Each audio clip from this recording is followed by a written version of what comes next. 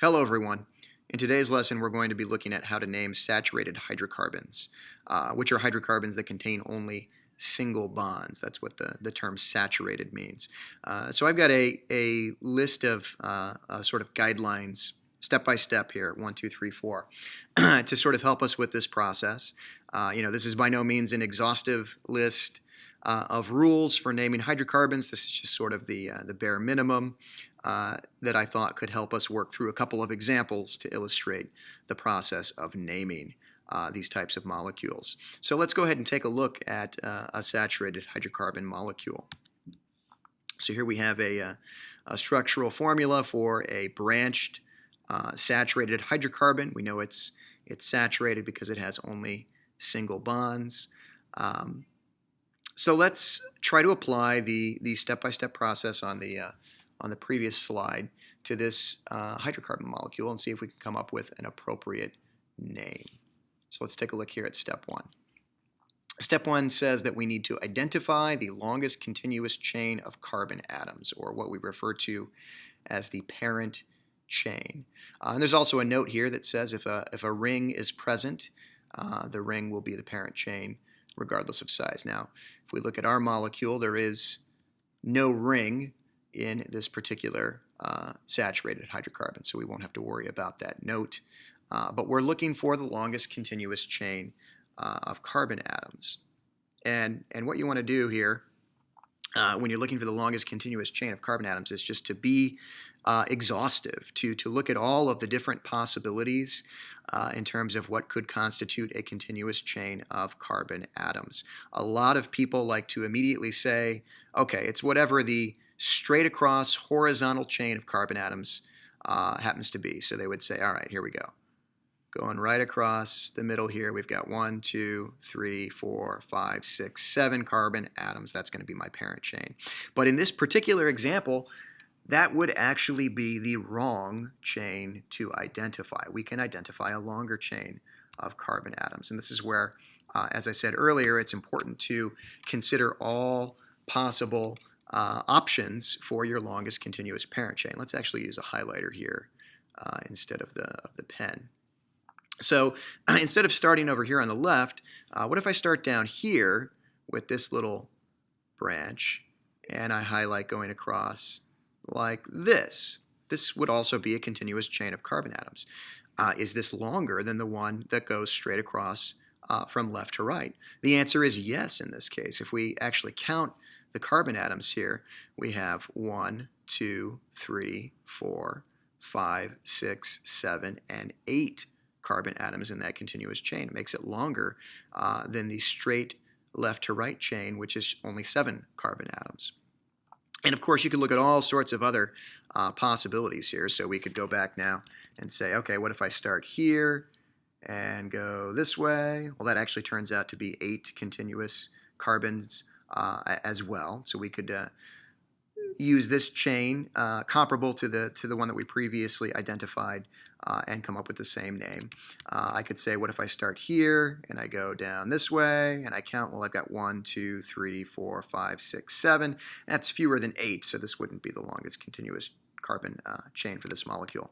The point is you need to exhaust your options. You need to look at all possible continuous carbon chains in order to identify the longest continuous carbon chain, because if you don't identify the right parent chain, your entire name is guaranteed to be wrong, and we don't want that to happen. So let's go ahead and highlight one of those 2 chains that contained 8 carbon atoms. Doesn't matter which one.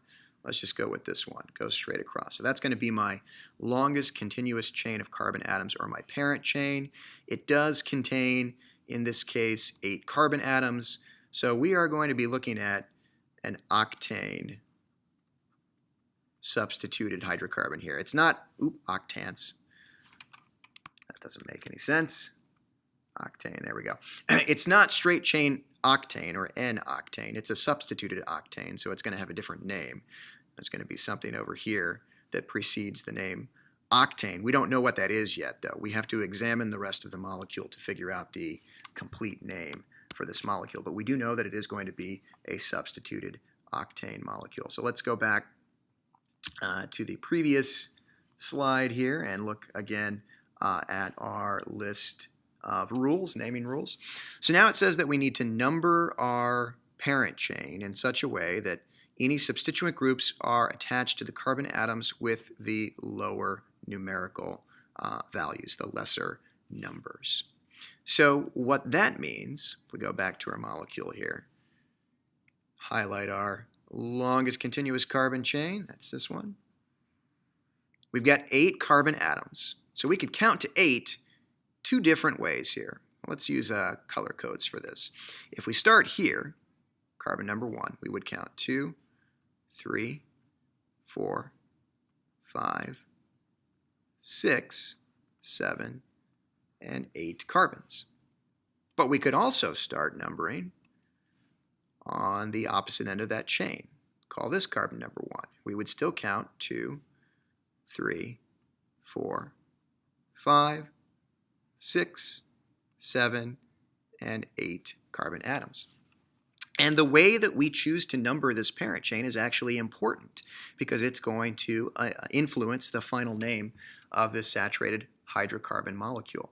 So what we need to do here is look for any, we call them substituent groups or branches, anything that branches off of that main chain. So let's use another color here and circle any of these little groups that branch off of that main chain. So I've got one here, I've got one here, and I've got one here.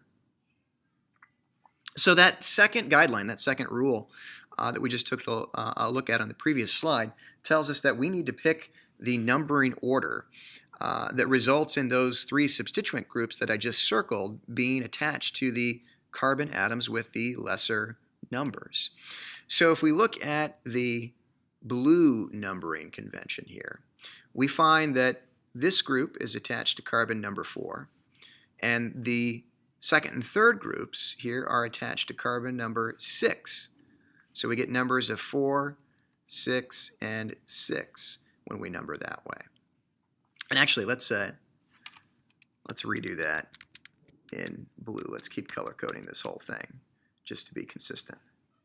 So again, if we look at the blue numbering, we have 4, oops, can't see that, 6, and 6. So 4, 6, 6. Whereas if we look at the red numbering convention, this group would actually be attached to carbon 5, this group would be attached to carbon 3, and this group would be attached to carbon 3. So we end up with 3, 3, 5 if we look at the substituent groups attached to the numbered carbons in the red numbering order.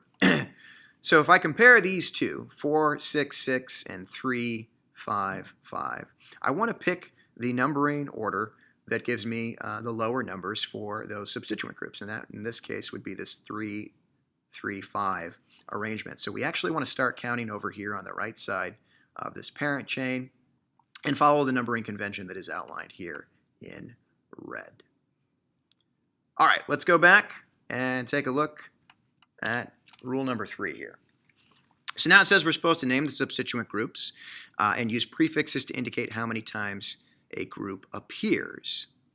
So if we go back and look at our molecule, now we've got our parent chain. We know which way we want to number that parent chain. We want to use the red numbering convention that we looked at previously, 1, 2, 3, 4, 5, 6, and 7, and 8.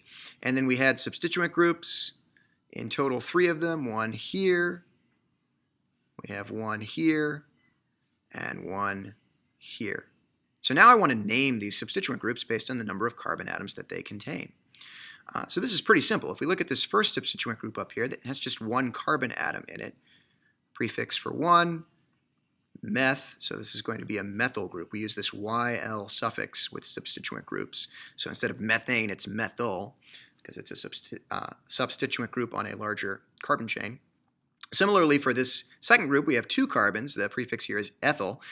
Instead of ethane, though, because it's a substituted group, this becomes ethyl. And likewise, over here, 2 carbons. We have another ethyl group. So my groups here are methyl, ethyl, and ethyl. And at this point, I'm not going to erase all my writing there this time. I want to keep it up there, but let's take a look at rule number 4 here. It says write the name with substituent groups in alphabetical order using hyphens to separate numbers from words and commas to separate numbers from other numbers. So we look at our molecule. Oops, didn't want to do that. That's okay though, we can fix that real easily. There we go. So the first thing I'm going to do here is assign a number to each of my substituent groups. So we already did that earlier, right, based on this red numbering convention. This methyl group, this is a 3-methyl. This ethyl group is a 3-ethyl because they're attached to the third carbon in the chain. And this one is a 5-ethyl. Now we have to use prefixes to indicate the number of any substituent groups that appear multiple times. We do have 2 ethyl groups. So we're going to combine the 3-ethyl and the 5-ethyl into a 3, 5 using commas to separate numbers. Hyphen separates numbers from words. And I'm going to use the prefix di to indicate that I have 2 ethyl groups, 3, 5 diethyl. And I still have this 3-methyl group over here. Now to put the name together, I'm going to look at my substituted groups. I'm going to look at my parent chain. And I have to list the substituted groups first, including the numbers that indicate the location of each substituted group, and the prefixes that tell me whether I have multiples of any particular substituted group, in alphabetical order. So looking at what I have in this particular molecule, I have ethyl and methyl. Ethyl comes before methyl, so 3, 5 diethyl is going to come first.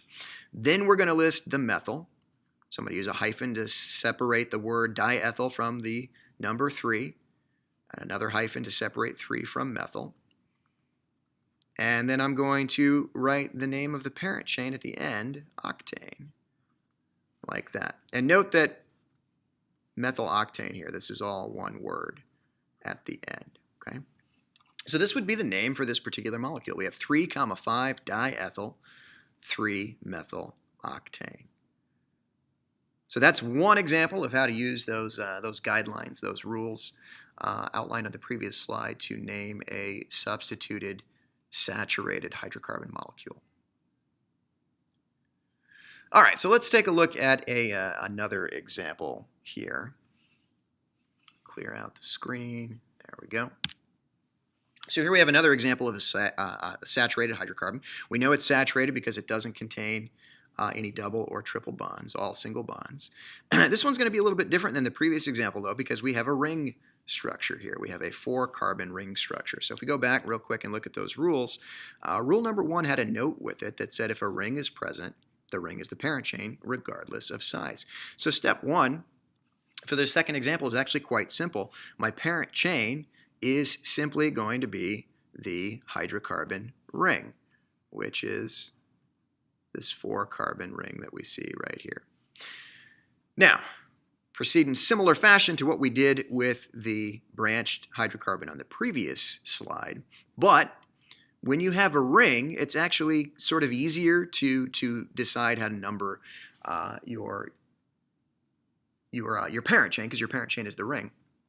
I could start in any of the corners of this square that I have here, but because I know that I want to get the lowest numbers for the substituted groups, I'm going to have to start on one of those 2 substituted groups, either the methyl here or the 5-carbon pentyl group that we have here. So let's go ahead and just start on the methyl group. So with a ring, you can either number clockwise or counterclockwise. So we can number clockwise, 1, 2, 3, 4 are carbons, or we can then number counterclockwise. So I could go 1, 2, 3, 4. And again, as we saw with the previous example, the appropriate numbering convention is going to be the one that gives the lower numbers to the substituted groups. So I have 2 substituted groups here, 1 here and 1 here. So let's do just like we did with the previous example. If we follow the red numbering convention, this first substituted group gets the number 1, and the second one gets the number 2. So we have 1 and 2 as our numbers. But if I follow the blue numbering convention, this first group gets the number 1, second group gets the number 4. So I have a 1, 4 numbering convention. And because the 1, 2 numbering is lower overall versus the 1,4, that's the one that I want to go with. So we're going to go with the red numbering scheme in this particular example. It won't let me erase everything, so I'm just going to clear the whole thing. We'll start from scratch. So let's again highlight our parent chain, and we decided we were going to number in a clockwise fashion. That was the numbering order that gave us the lower numbers for the substituted groups. So 1, 2, 3, 4, like that. Okay, so now just as we did previously, we're going to name those substituted groups.